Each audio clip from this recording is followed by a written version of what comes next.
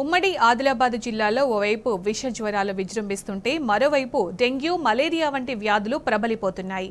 దీంతో ఏజెన్సీ ప్రాంతంలోని గిరిజనులతో పాటు ఇటు పట్టణాలలో సైతం జనం రోగాల బారిన పడుతున్నారు. అయితే విష జ్వరాలు ప్రబలకుండా జాగ్రత్తలు తీసుకోవడం, జబ్బొచ్చిన వాళ్లకు సరైన వైద్యం అందించకపోవడంతో బాధితులు తీవ్రంగా సతమతమవుతున్నారు.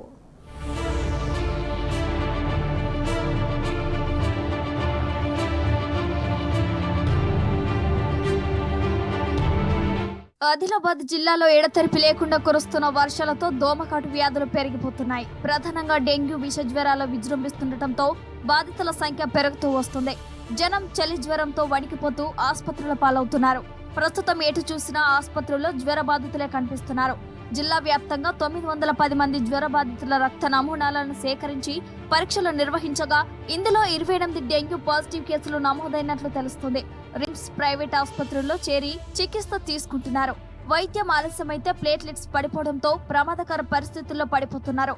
ముఖ్యంగా సామాన్య మధ్యతరగతి కుటుంబాలు డెంగ్యూ వ్యాధి బారిన పడి సతమతమవుతున్నారు.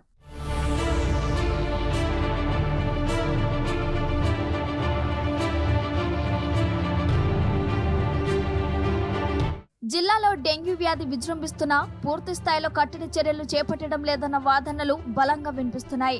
అప్రమత్తంగా ఉన్నామని వైద్య ఆరోగ్య శాఖ అధికారులు చెబుతున్నా జిల్లాలో డెంగ్యూ కేసులు పెరిగిపోవడంపై ఆందోళన కలుగుతుంది.